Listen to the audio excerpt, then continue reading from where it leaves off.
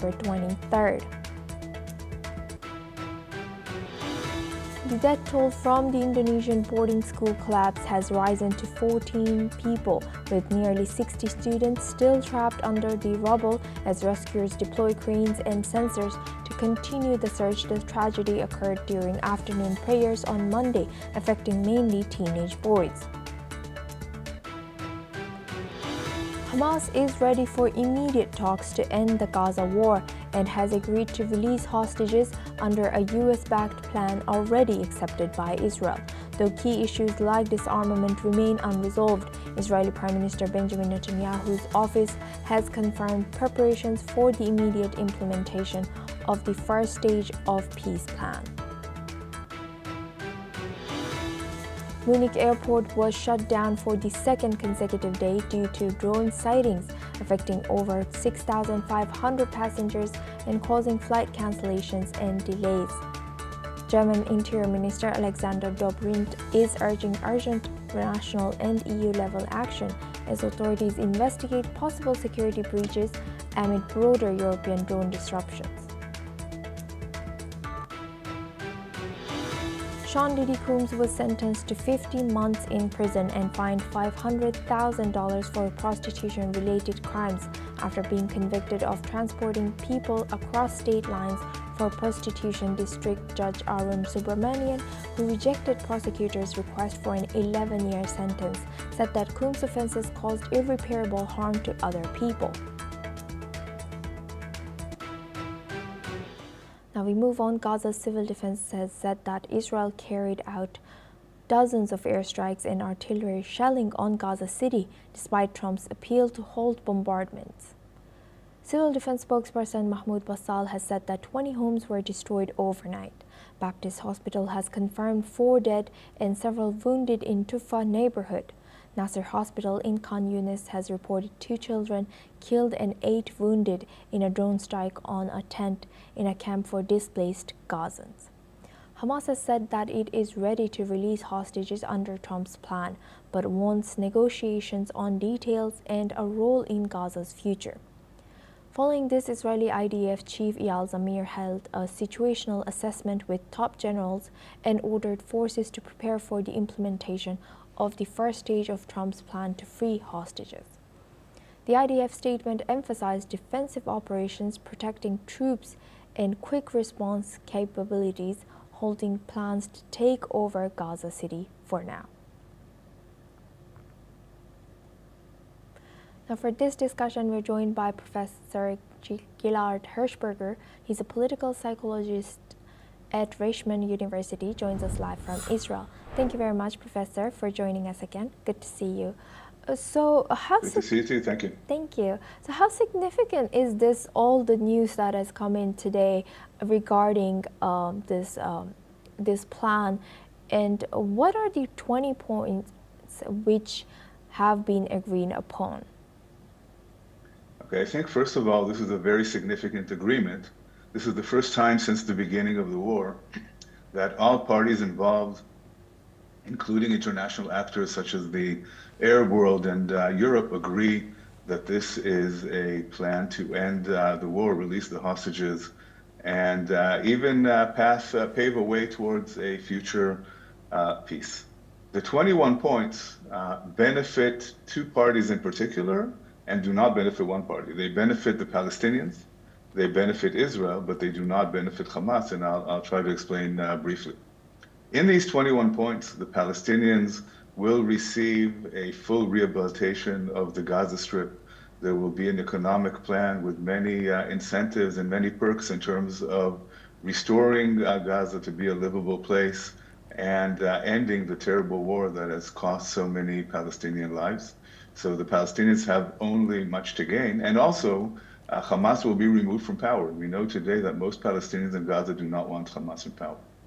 Israel will receive the end of the war, and the hostages will be released, and there will be no threat from Gaza on Israel. So that's also a benefit to Israel. But Hamas is going to lose. Hamas will lose political power, and Hamas will lose military power. And the reason that we're seeing so much hesitation from that side is because they are very reluctant to accept a plan that they will not benefit from. They will only lose according to this plan, but they're under a lot of pressure. They're under a great deal of pressure. And Professor, thank you for laying that all out for us. So from what we know, Hamas's response included that Hamas suggesting that a body of independent Palestinian technocrat can take as a government a source for next post-Gaza and Israel's war.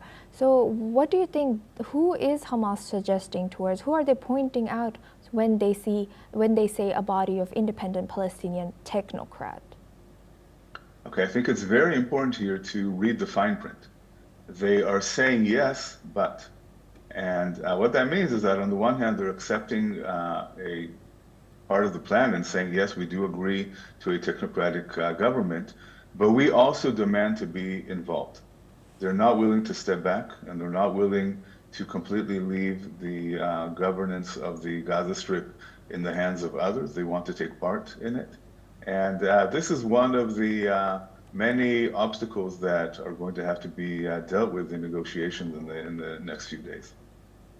And how is this seen in Israel, where you are currently? How is this news coming in with and giving people more optimism? And how is it reflecting towards the hostage families that are calling for all of them to come back home?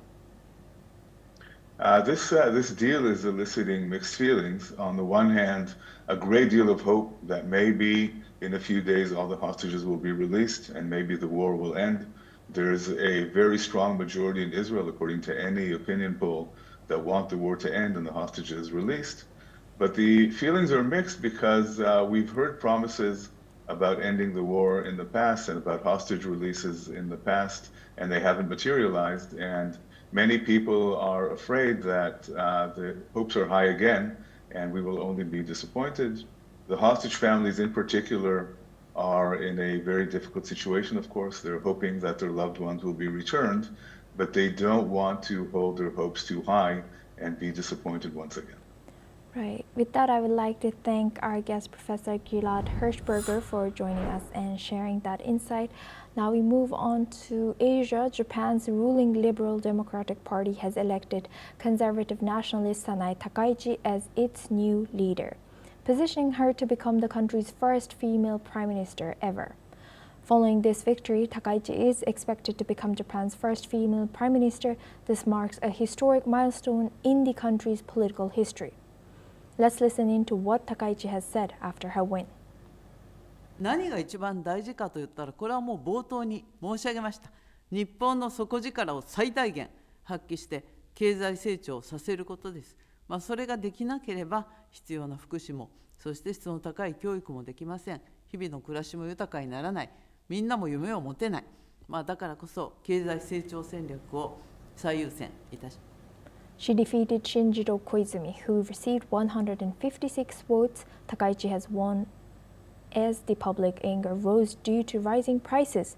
They were drawn to opposition parties who promised changes and clampdowns on foreigners. Now we go back to Middle East. Iranian judiciary has said that it executed 6 members of a terrorist group in Khuzestan province. The group had carried out armed attacks and bombings targeting security forces, including the killing of 4 personnel in 2018 and 2019. Authorities have said that the convicts confessed to sabotage operations, including planting bombs and attacking a gas station. Iranian media claimed the 6 had links to Israel. In a separate execution, Saman Mohammadi was hanged for muharaba, or waging war against God, involving his alleged membership in terrorist groups and participation in killings, robberies, and kidnappings. The executions followed by recently after Iran hanged a man it called one of Israel's top spies. Human rights groups say Iran is the world's second largest executioner after China. Now for this discussion, we go back to Professor Gilad Hirschberger. He's a political psychologist at Reichman University. Joins us live from Israel. Thank you very much, Professor, for staying with us. Now, what more can you tell us about... Thank you. Now, what more can you tell us about this news that has just come in about the execution of 6 people, and they're saying that they were related to Israel? I think we need to understand that since the very brief war in June, the two-week war between Iran and Israel, in which Israel obliterated Iran's military and nuclear capabilities, Iran has been in a frenzy and is looking for retaliation. And the first thing they're doing is trying to find out all the dormant cells inside Iran and looking for spies. And so there's a lot of activity around that. But it's also important to say that tensions between Iran and Israel are on the rise.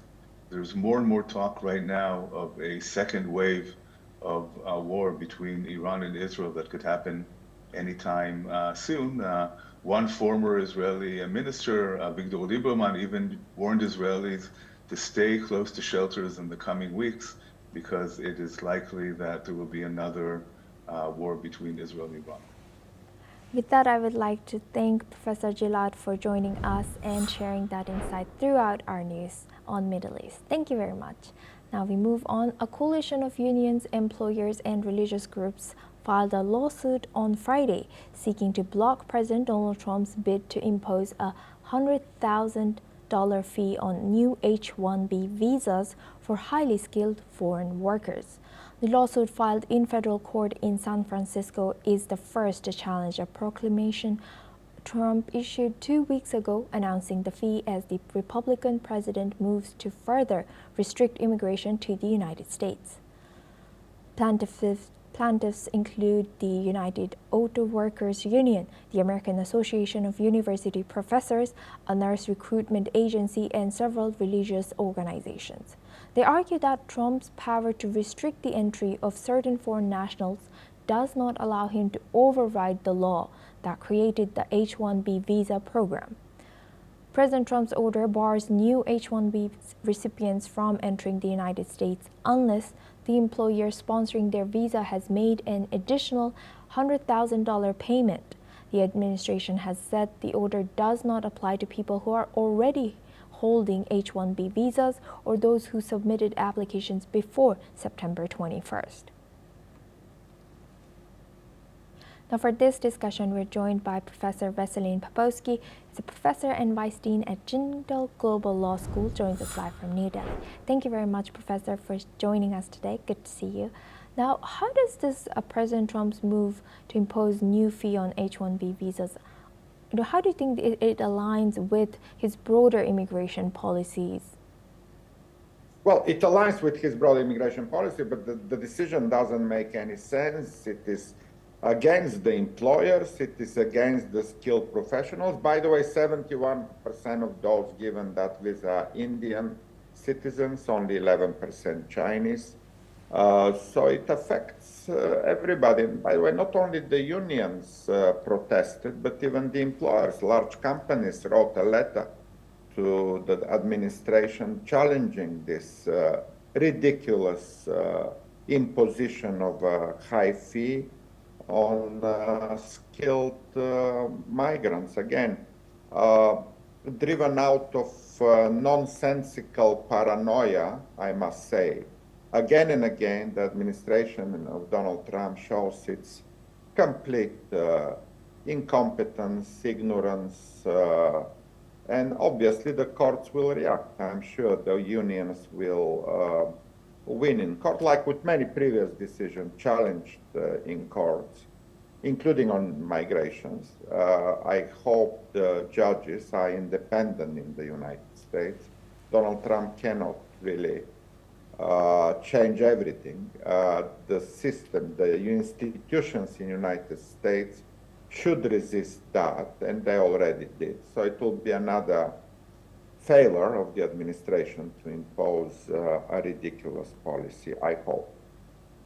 And Professor, now what potential impact could the lawsuit and Trump's executive order have on highly skilled foreign workers in the U.S. job market? Especially, you've also mentioned that 70% of them are from here. Yes.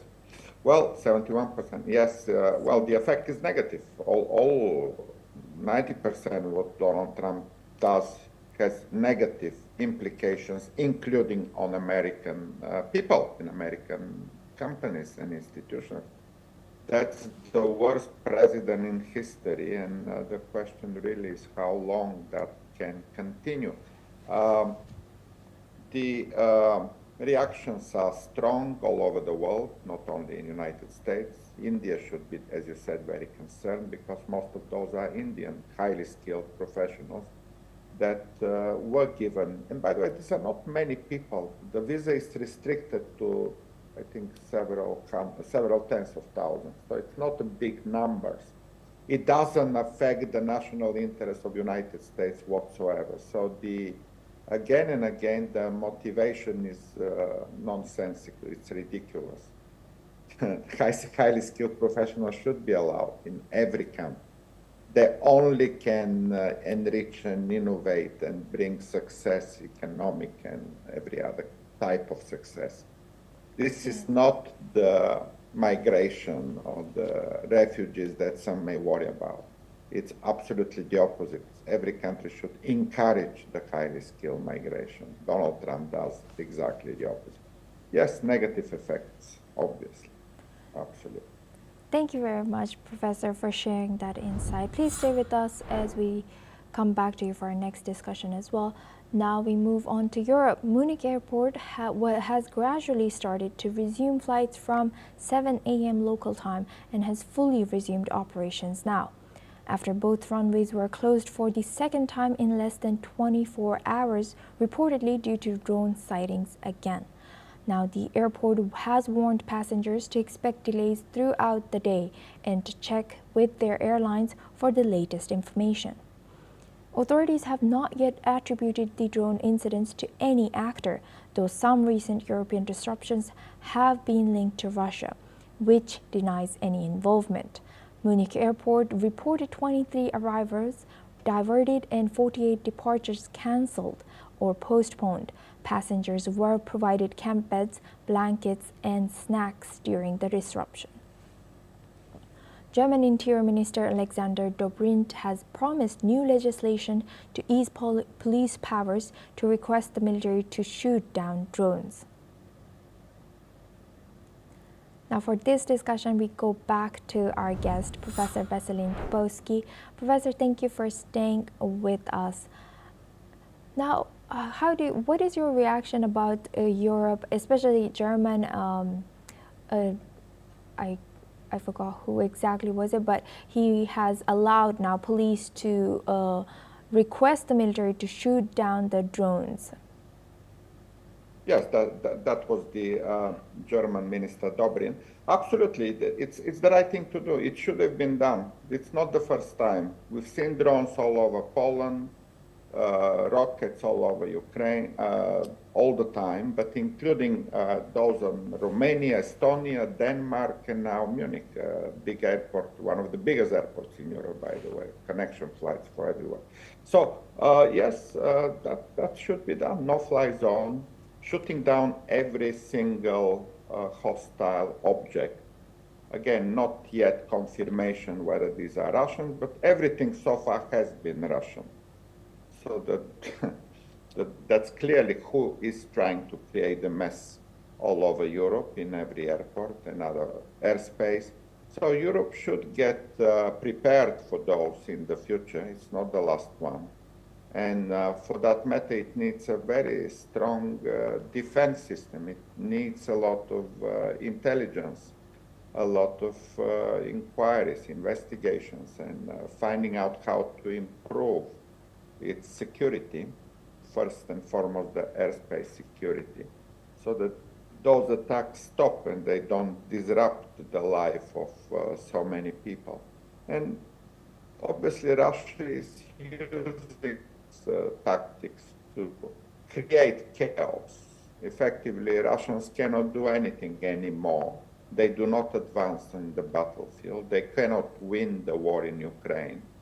Their summer offensive is gone long time ago. They couldn't achieve anything anyway. And the only way somehow something makes a good news for Putin is something like a disruption of an airport in Europe. But it will obviously have the reciprocal attack. A lot of the Russian airports are also under danger for similar reasons, because there is no security, and the Ukrainian drones are also hitting legitimate targets. All these oil refineries and transport weapons system and transportation routes are legitimate targets. So the situation continues to be escalated, and if we see some hopes for peace, like you previously mentioned in the Middle East, we don't see any hope for peace in Russia yet.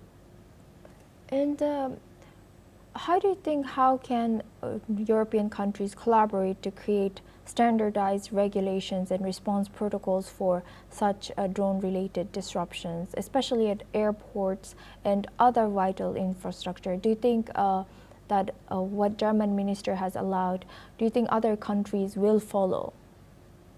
Yes, Germany is the biggest and strongest economy, but also a very significant factor in the decision-making in the European Union.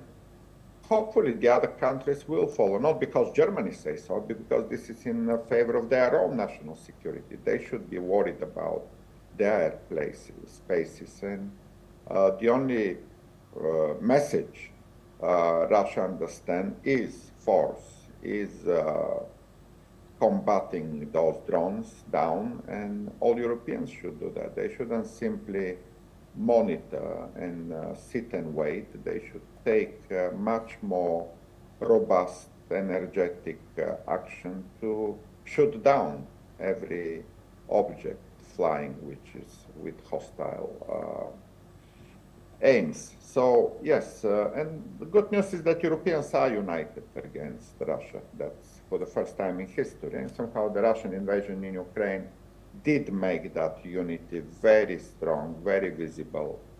And at every meeting of NATO, every meeting of the European Union, we see that unified decision-making already in operation in support of Ukraine, in sanctioning Russia, in freezing Russian assets.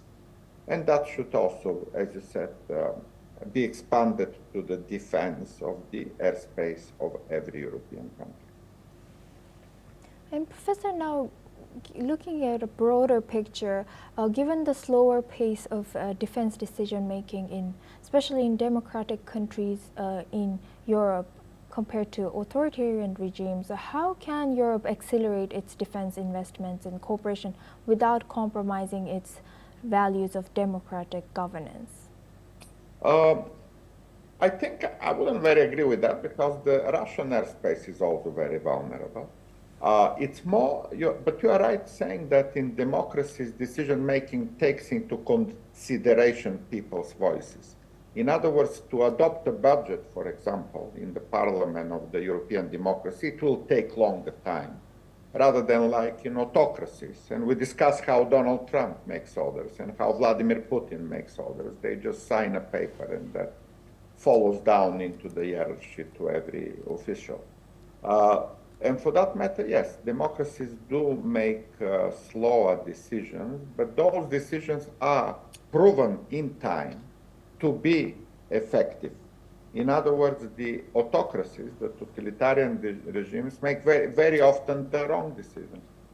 90% of the decisions by Donald Trump, as I mentioned, and by Vladimir Putin for that matter, are wrong.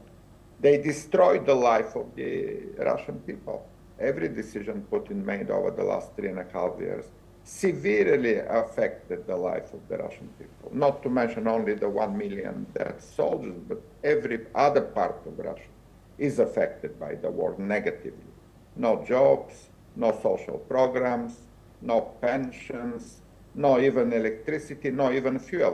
People are queuing to fill their gas tanks in the car in a country that otherwise should export oil for the rest of the world.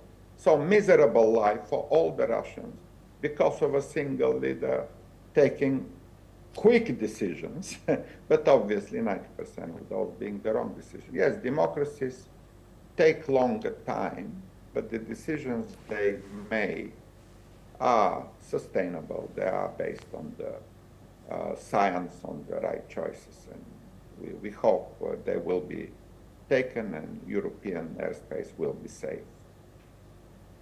And Professor, now this week, Estonian Prime Minister Michal, he mentioned that Europe is now evolving from a peace project without arms to one that includes armed defense.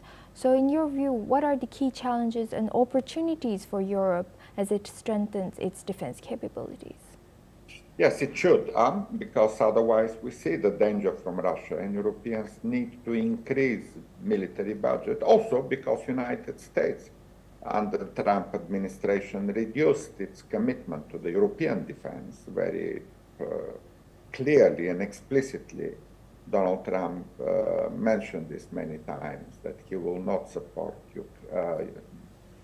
European defense anymore. Europeans should do more, and they should pay more for their own defense.